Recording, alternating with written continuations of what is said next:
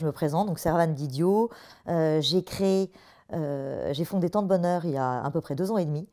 Et la genèse du projet, c'est ma grand-mère, une femme extraordinaire, tournée vers les autres, avec qui j'ai eu la chance de faire du bénévolat en EHPAD. Et c'est vraiment elle qui m'a communiqué sa joie de vivre et cette envie de m'occuper des plus fragiles.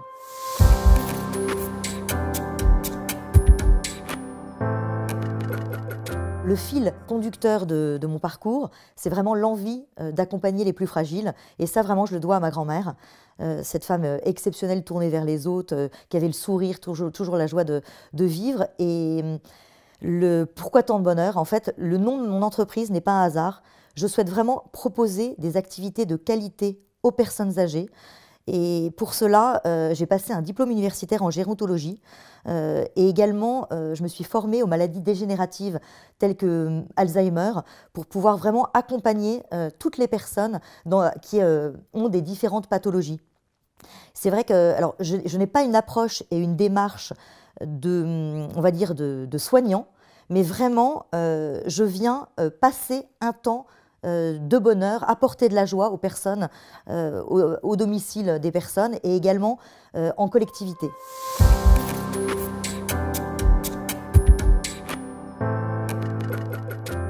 Alors les 3 missions de Temps de Bonheur, c'est vraiment de faire de l'accompagnement au domicile des personnes âgées, en leur proposant des activités sur mesure de stimulation cognitive par le jeu, des sorties, surtout m'adapter à leurs envies, m'adapter à leur rythme. C'est vrai que le plus beau compliment que j'ai eu d'une personne, de la fille d'une personne que j'accompagne, c'était « Maman ne vous considère pas comme une aide, mais vraiment comme une amie ». Et ça a vraiment été quelque chose de très fort pour moi et un des plus beaux compliments que j'ai eu.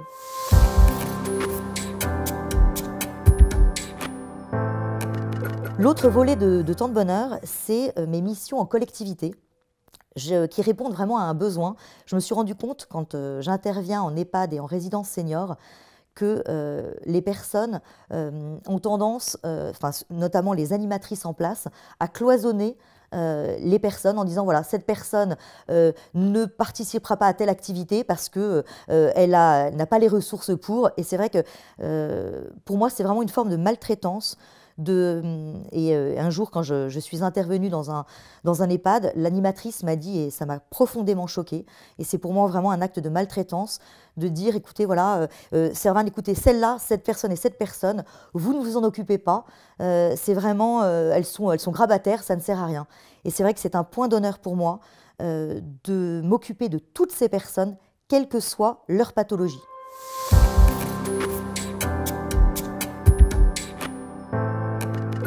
Concernant mes activités en collectivité, c'est vrai que mes différentes missions et mes différents objectifs sont les suivants. C'est vraiment toujours créer du lien, favoriser l'échange entre les participants, que les personnes reprennent confiance en elles lors de mes activités et surtout apporter de la joie. Les activités, alors comment je les mets en place? C'est très simple. En fait, je m'adapte au goût des personnes, je leur demande quels sont leurs souhaits, de quelle région elles viennent. Et il y a une activité qui m'a marquée, c'est une activité que j'ai faite sur les expressions régionales. C'était vraiment une activité qui a vraiment pris tout son sens. En fait, je suis intervenue dans une résidence senior et je me suis rendu compte que des personnes qui habitaient sur le même palier ne communiquaient pas entre elles et n'échangeaient pas. Et grâce à cette activité sur les expressions régionales, j'ai pu faire des groupes. Alors, qui vient de Normandie, qui vient de Bretagne, c'était absolument incroyable. Et il y avait une personne qui travaillait et qui était en service civique et qui m'a dit c'est extraordinaire, ça fait 1 an que je travaille dans cette résidence et je me rends compte qu'avec votre activité, vous avez créé du lien. Et je me dis, de temps en temps, il faut peu de choses, mais c'est aussi ça, Temps de Bonheur, c'est vraiment de permettre à des personnes qui sont sur le même palier d'échanger sur une thématique qui fédère.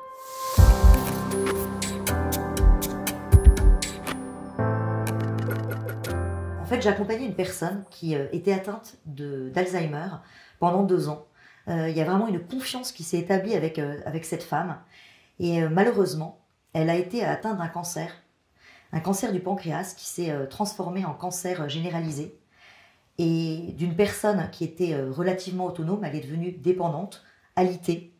Et à ce moment-là, la famille est venue me voir et m'ont dit, écoutez Servane, voilà, on veut vous demander, et on accepterait, on comprendrait tout à fait que vous n'acceptiez pas de continuer cette mission avec maman, mais compte tenu de la confiance et de toute cette histoire que vous avez construite avec maman, vraiment ce serait un honneur pour nous que vous continuiez à l'accompagner.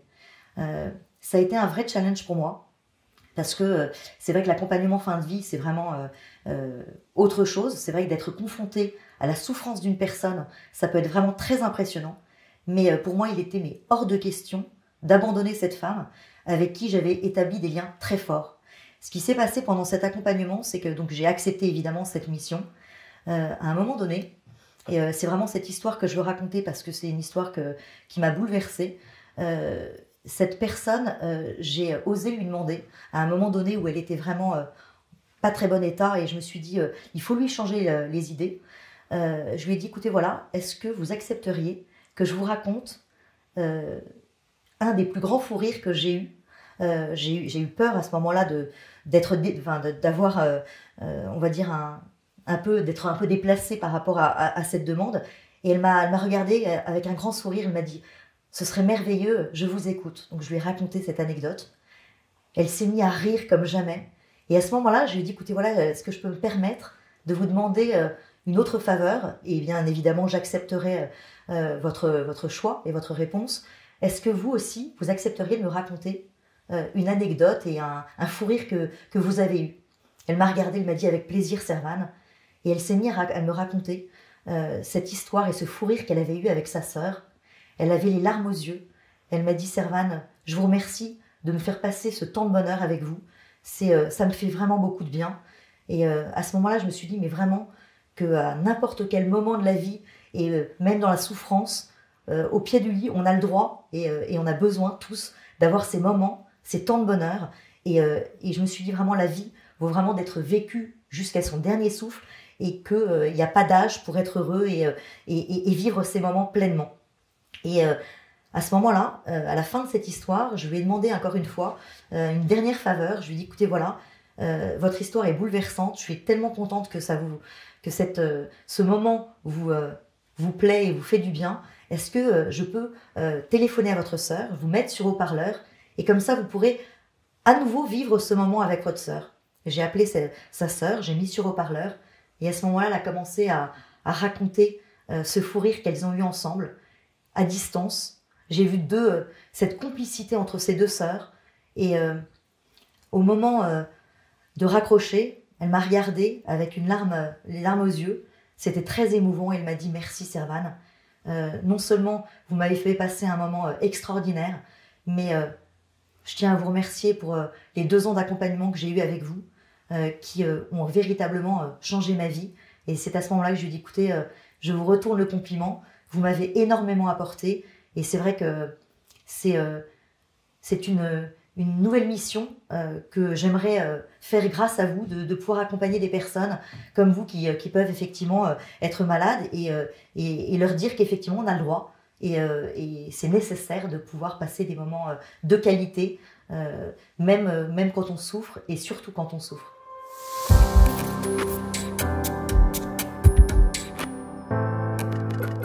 Quand je fais mes activités, je dis toujours à la fin de mes activités, je fais un petit tour de table. Est-ce que ça vous a plu? Et quelles sont, lors de mes prochaines interventions, les activités que vous aimeriez faire? Et il y a une personne qui m'a dit, écoutez, voilà, moi je suis passionnée de l'automobile. Je dis, bah, écoutez, pourquoi pas? La prochaine fois, je viendrai avec cette thématique-là et on pourra échanger ensemble. Et là, je me rends compte de l'importance de valoriser les personnes sur leur passion, mais pas d'imposer, ça n'a aucune importance, et de créer du lien aussi entre les uns et les autres. Et ce que je voulais rajouter, c'est que souvent dans mes interventions, et j'ai pu observer en EHPAD, on fait un focus sur les personnes âgées elles-mêmes. Or, toutes ces personnes, on va dire, sont encadrées par des auxiliaires de vie, des aides à domicile, et qui sont souvent dénigrées, qui font un travail formidable. Et moi, lors de mes activités, je trouve que c'est très important aussi de les faire intervenir pour créer vraiment du lien entre les métiers Et c'est vrai que souvent, ce que je reproche sur le terrain aux personnes, c'est que on est vraiment dans un monde où il faut cloisonner. L'infirmière donne des médicaments, l'aide à domicile, ça va être la toilette. Or, les relations humaines, et c'est vraiment l'objectif aussi de Temps de Bonheur, c'est de créer un cercle vertueux où toutes les personnes sont impliquées. C'est la raison pour laquelle j'organise régulièrement des tables rondes. La semaine dernière, j'ai organisé une soirée entrepreneurs solidaires, parce que je considère qu'en fait, on a tous notre petite pierre à apporter à l'édifice, et on n'a pas le monopole des bonnes initiatives. Pour cela, je considère qu'il ne faut pas rester isolé.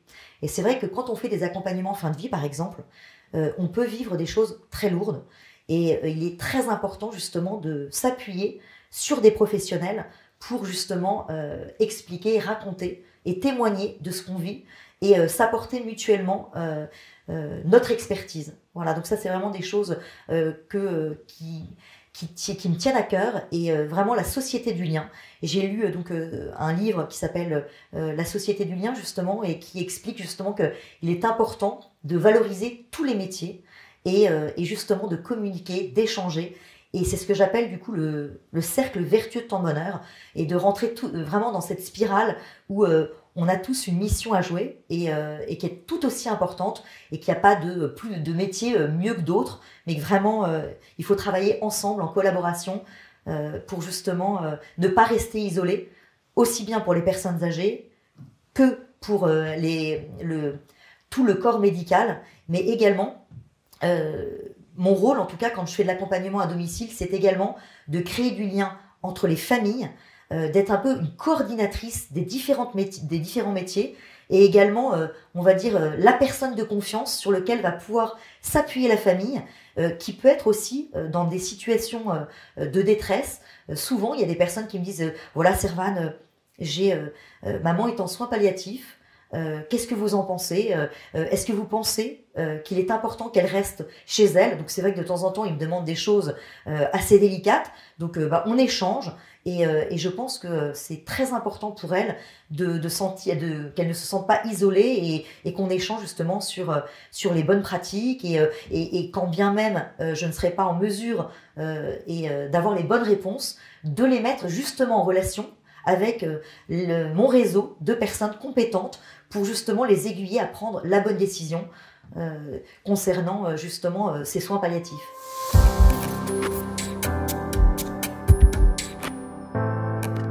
Alors quand j'interviens sur le terrain, auprès des personnes âgées, ou en EHPAD, ou en résidence senior, ou au domicile des personnes, je suis amenée à rencontrer tout type de professions, donc des infirmières, des aides-soignants, des auxiliaires de vie. Et c'est vrai que j'ai pu constater, sans le vouloir, de la part des personnes, des gestes de maltraitance, et notamment l'infantilisation. C'est vrai que c'est un point sur lequel je veux insister, parce que sous couvert de vouloir bien faire, j'ai vu des personnes faire à la place d'eux. Et c'est vrai que je pense qu'on peut pas... il y a vraiment des choses à savoir, et qu'on peut vraiment, sans le vouloir, vraiment maltraiter une personne.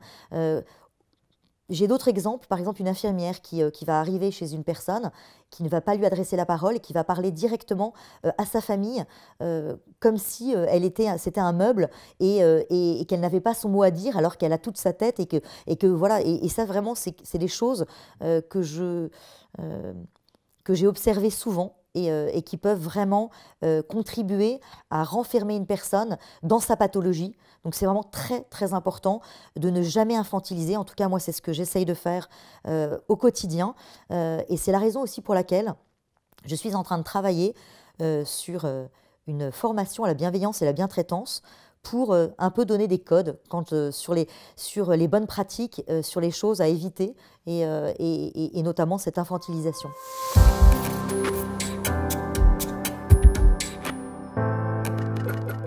Alors un jour, j'interviens en EHPAD, et comme à chaque fois, je fais le tour des personnes, je leur demande de se présenter, et il y a une personne qui refuse de le faire. Et donc je lui dis, bien écoutez madame, c'est tout à fait votre droit, je n'insiste pas, et je continue à faire mon activité. sans l'oublier, toujours en la regardant régulièrement, en lui faisant des sourires, puisque effectivement, pour moi, la communication non verbale est tout aussi importante lors de mes activités. Et cette femme avait un regard très fermé. Et je ne sais pas l'histoire de cette femme, et ça ne me regarde pas, mais c'est vrai que ma mission, c'était vraiment qu'à la fin de la journée, je puisse au moins, en tout cas je l'espérais, décrocher un sourire et en tout cas lui montrer que cette personne avait sa place dans mon activité. Donc toute la journée, je revenais la voir, je lui posais des questions et elle restait fermée. Et puis petit à petit, je sentais que cette femme s'ouvrait parce que probablement, elle avait eu l'habitude qu'on passe devant elle sans faire attention à elle. Et donc, je n'ai pas voulu me démotiver. Je me suis dit, voilà, ma mission aujourd'hui, c'est vraiment qu'à la fin de la journée, elle se sente considérée et qu'elle ait sa place. Donc, la matinée se passe, elle est présente. Le déjeuner, ensuite, elle part déjeuner. Mon activité reprenait l'après-midi parce que c'était un événement que j'organisais sur la journée. Et je ne me suis pas laissée démonter. Je suis revenue la voir. Je lui ai redemandé, est-ce que vous accepteriez de participer à l'activité? Et là, première victoire, elle a acquiescé avec sa tête, hoché de la tête en me disant oui. Et à la fin de la journée, je suis revenue la voir et je lui ai dit, avez-vous passé un bon moment? Et j'ai vu une larme couler sur son visage et elle m'a dit merci. Merci pour ce bon moment passé aujourd'hui avec vous. Et là, je me suis dit qu'il y avait vraiment, j'avais vraiment envie de partager ce moment avec elle parce que, en fait, c'est très facile de faire des activités avec des personnes qui participent et à la limite, c'est un peu la facilité. Mais n'oublions pas aussi toutes ces personnes qui, à leur manière, veulent aussi participer. On ne sait pas l'histoire de ces gens-là, mais en tout cas, c'est important de ne pas les oublier. Et pour moi, qu'est-ce qu'un temps de bonheur et qu'est-ce qu'une activité réussie? C'est de faire partager toutes les personnes, quelle que soit leur pathologie, de créer du lien et de favoriser ces échanges et vraiment de valoriser les personnes. Et c'est vraiment ce que j'appelle la bientraitance et c'est ce que je veux vraiment communiquer avec Temps de bonheur.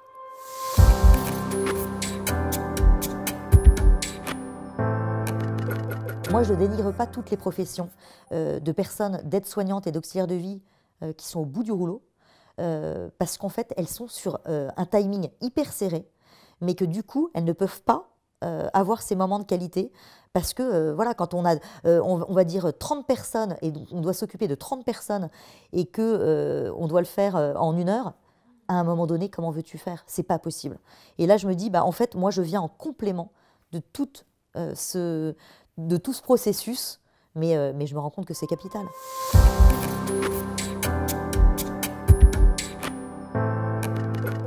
Tous les jours, j'ai des personnes qui m'appellent, mais tous les jours, et qui me disent, voilà, j'ai entendu parler de Temps de bonheur, on trouve que le concept est génial, comment peut-on faire pour aussi apporter des temps de bonheur?